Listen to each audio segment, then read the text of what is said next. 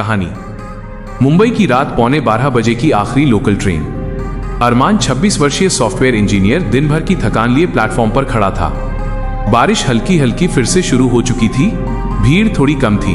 तभी उसने देखा एक लड़की दौड़ते हुए आई, हाथ में फाइलें, बैग खुला हुआ, बाल बारिश से भीगे और अचानक उसका पैर फिसला।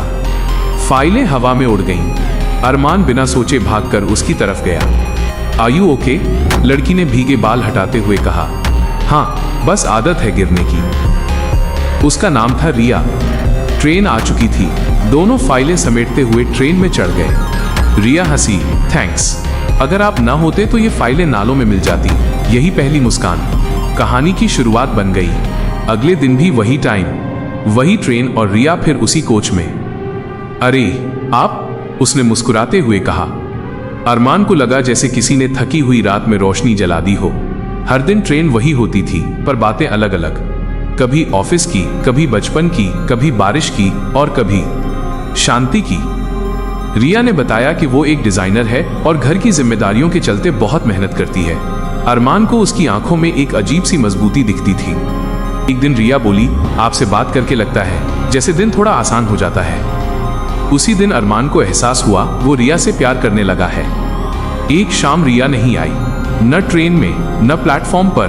पहली बार अरमान को महसूस हुआ कि उसकी आदतें बदल चुकी हैं। वो रिया की उपस्थिति पर निर्भर हो चुका है।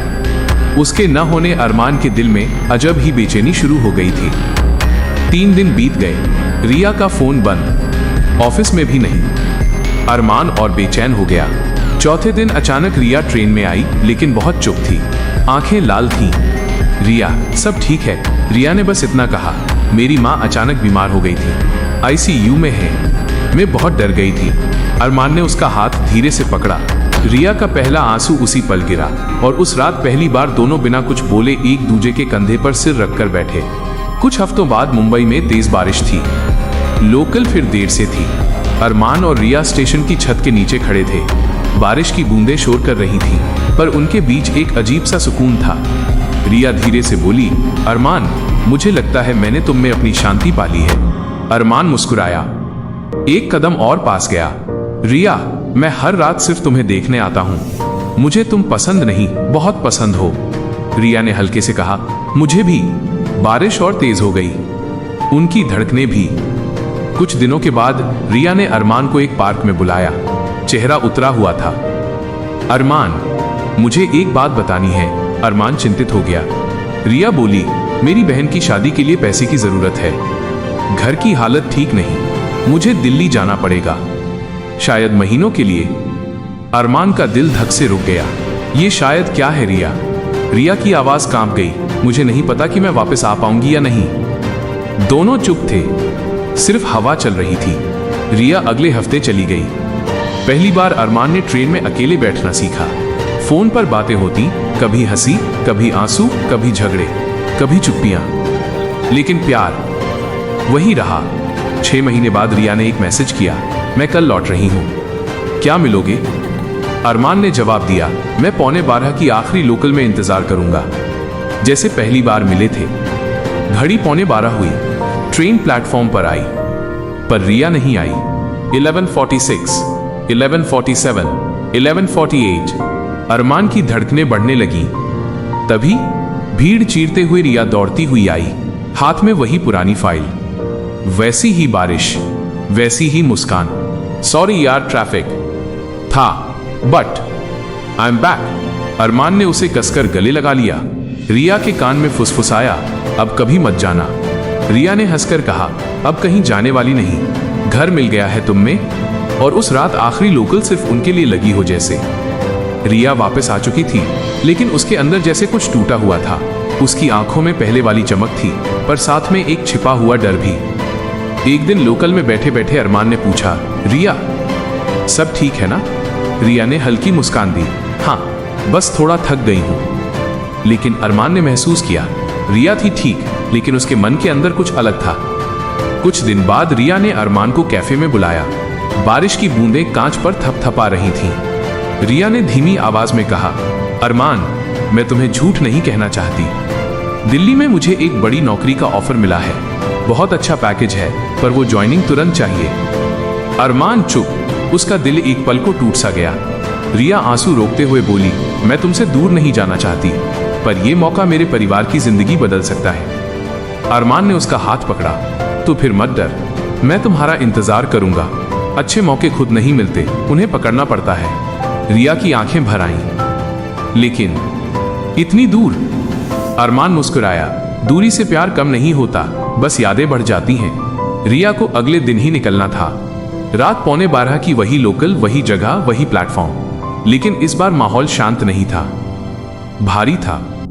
रिया बोली, अरमान, मैं डर रही हूं। अरमान ने उसे अपनी बाहों में ले लिया। हर कदम पर मैं साथ हूं, चाहे तुम 1000 किलोमीटर दूर हो। उनके बीच कुछ देर तक कोई आवाज नहीं, सिर्फ दिल की धड़कने और ट्रेन की सीटी। रिया ने धीरे से कहा, प्रॉमिस मी, तुम बदलोगे नहीं। अरमान, तुम्हारे लिए मैं पूरी दुनिया पर अपना प्यार कभी नहीं बदलूंगा। और फिर रिया ने वो कर दिया जो उसने कभी नहीं किया था। उसने अरमान को गले लगाते हुए पहली बार उसके होंठ चूम लिए। वो पल दोनों के लिए हमेशा यादगार सा बन गया। रिया दिल्ली पहुंच गई। उनकी बातें फोन पर जारी रहीं, लेकिन धीरे धीरे जिंदगी व्यस्त हो गई। रिया की नई नौकरी कठिन थी। कॉल्स कभी लंबे होते, कभी 5 मिनट में खत्म, कभी झगड़े भी होने लगे। एक रात रिया ने रोते हुए कहा, मुझे लगता है डिस्टेंस हमारे बीच दीवार बन रहा है।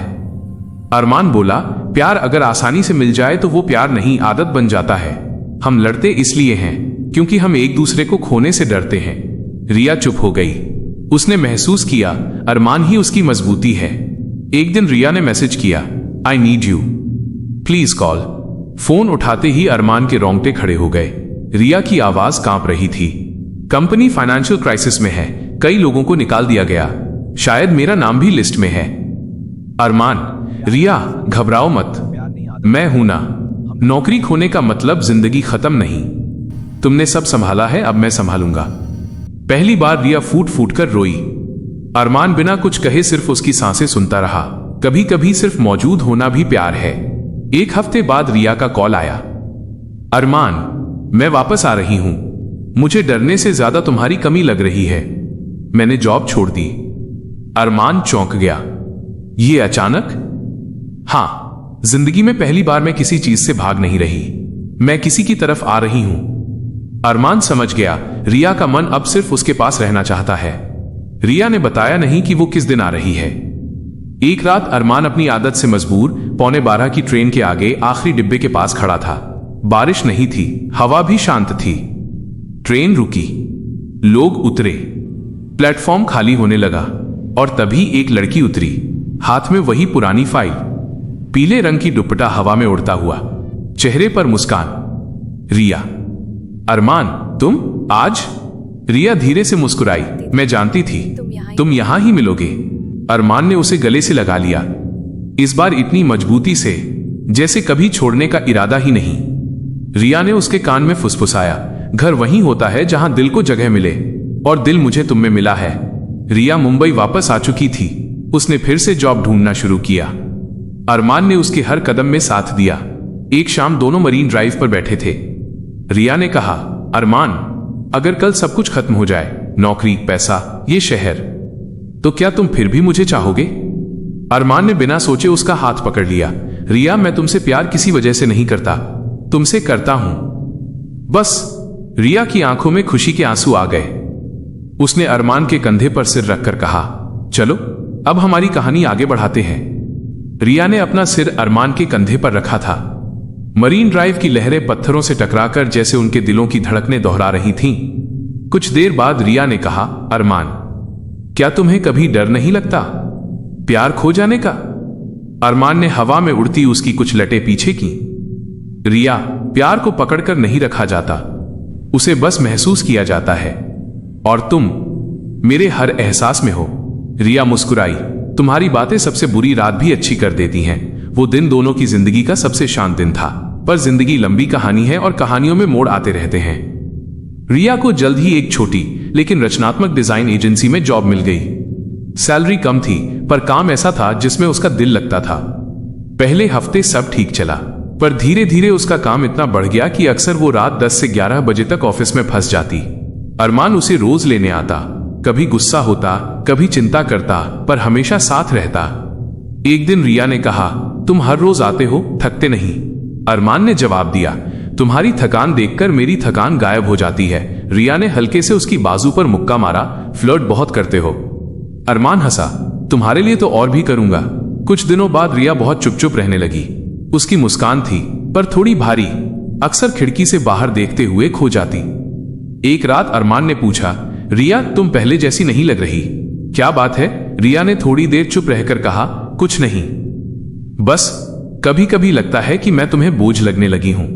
अरमान जैसे जोर से चौंका, रिया ऐसा मत बोलो, तुम बोझ नहीं, वजह हो मेरी खुशियों की। रिया ने उसकी आंखों को देखा, वादा कभी ये महसूस नहीं कराओगे? अरमान ने उसका हाथ चूमा, 2 जन्म लग जाएंगे तुम्हें ये महसूस कराने में। दिवाली आ रही थी। रिया और अरमान ने तय किया कि इस बार दोनों मिलकर घर सजाएंगे। रिया कागज के लैंप बनाती, अरमान उन्हें दीवार पर लगाता। रिया रंगोली बनाती, अरमान ऊपर से रंग गिरा देता। फिर रिया उसे डांटती और 2 सेकंड बाद हंस देती। उस रात रिया ने कहा, जानते हो मैंने कभी नहीं सोचा था कि किसी के साथ इतनी शांति मिल सकती है। तुमने मेरी जिंदगी को रोशनी की तरह भर दिया। अरमान ने दीपक के उजाले में उसका चेहरा देखा। तुमसे पहले मेरी जिंदगी में रोशनी थी ही नहीं।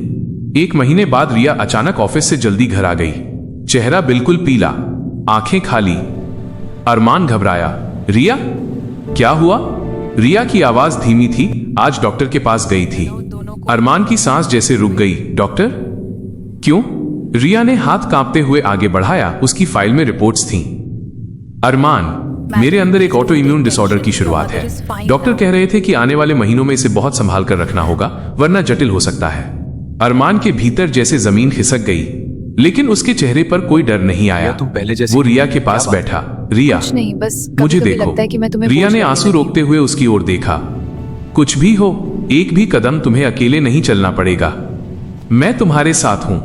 आगे जो भी आए मिलकर लेंगे। रिया का चेहरा पहली बार टूटकर उसका कंधा ढूंढ रहा था।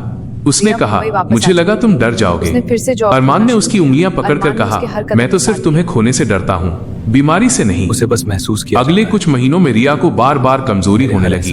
कभी हाथ कांपना, कभी चक्कर आना, कभी अचानक थक जाना। लेकिन हर बार अरमान उसके बगल में था, कभी दवाई लेकर, कभी चाय बनाकर, कभी बस उसका हाथ पकड़े हुए। रिया ने एक दिन कहा, अरमान ये सब तुम्हें थका नहीं देता? अरमान हंसा, मुझे तुम्हारे लिए बनाई है। ये? रिया, तुम्हें संभालना बोझ नहीं, मौका है मुझे साबित करने का कि मैं सही में तुम्हारा हूं। रिया की आंखों में प्यार फिर से चमक उठा। एक शाम अरमान ने रिया को कहा, आज तैयार हो जाओ, कहीं ले जाना है। रिया ने पूछा, कहां? अरमान ने बस मुस्कुराया, सरप्राइज। वो उसे लेकर गया सीलिंग के नीचे, जहां दूर तक बिखरी शहर की लाइटें पानी में झिलमिला रही थीं। हवा धीमी थी, रात शांत थी। वहां एक छोटा सा टेबल लगा था, मोमबत्तियां जल रही थीं।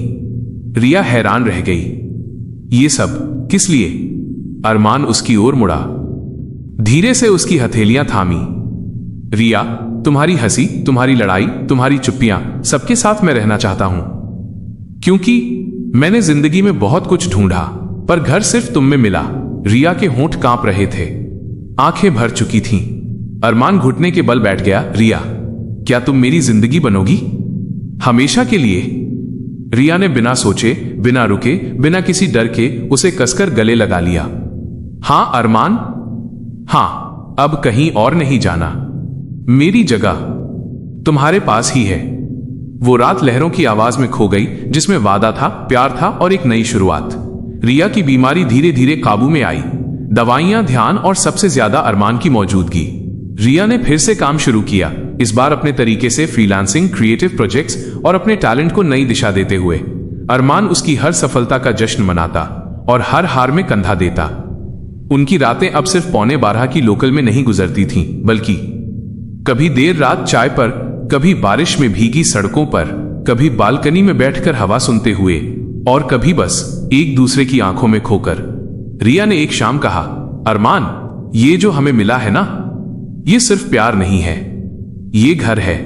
अरमान मुस्कुराया, और ये घर कभी ढहने नहीं दूंगा। रिया ने हल्की सी मुस्कान के साथ अरमान का हाथ पकड़ा और उसकी आंखों में बसे प्यार में खो गई।